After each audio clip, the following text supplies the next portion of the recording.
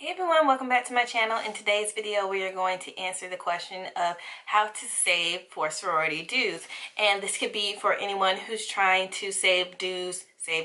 This could be for anyone who's trying to save money when they initially pay their dues, or how to save for their dues as they're continuing their journey in a sorority. So first things first, if you want to join a sorority and you're interested in paying your dues or paying whatever fees are due to you, I always tell girls if they're interested to save a minimum of $1,000. The reason why I say $1,000 is because you could not only pay your dues with that depending on the sorority, because different sororities have different dues if you didn't know. Some sororities, if you want to do more research on how much their dues actually are, if you check like the Greek report, I know for some universities they have an actual Greek report that says how much all of their dues are, initial dues versus semester dues, and depending on the sorority they might have those dues listed, they might not, they might leave it as a mystery.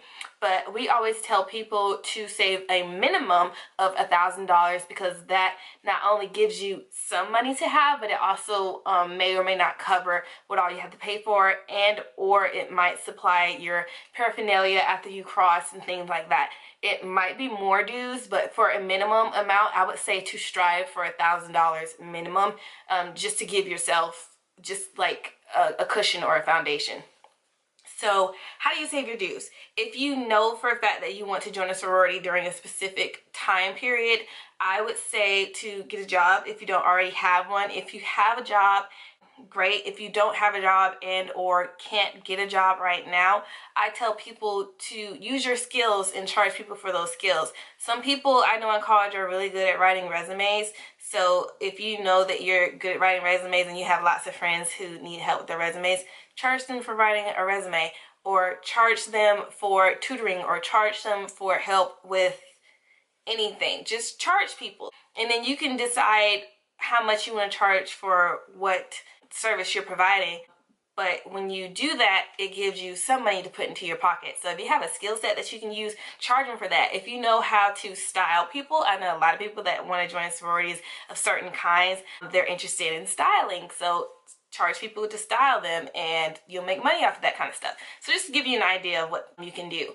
The second thing that I would recommend doing if you do not have a job and or charging people doesn't work for you, try to save your change. If you have certain bank apps on your phone, you can use an app where you round everything up and it'll keep your change for you and just put it in your savings account. That's a really good way to save money because you're not thinking about it at a time. If your bank account or if your app or debit card, if your debit card rounds up each time you use it, you can put that money in your savings account and not have to worry about it. And that's another way where you can save without having to put too much thought into it. The only caveat that I would say with that is to watch your spending, because some banks do charge you for overdrafting. So if you're putting money in certain accounts, you could also draft out of those accounts depending on how your bank account is set up, and they might charge you overdraft fees. So just be mindful of your spending when you do that.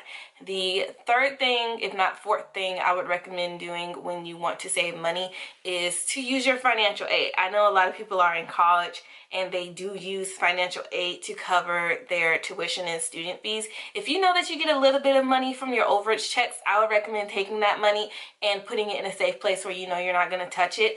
And that could be some money that you can use towards saving to join a sorority. I know some people that would get thousands of dollars in overage checks and they would just waste it. And then later on when they're interested in like using money for something else, they don't have it. So if you know that you receive an overage check, just put that in a separate bank account that you can't touch, or give it to your parents or give it to someone that you trust to hold on to it for you so that you yourself don't spend it and that they don't also spend it, so that you'll have money that way too.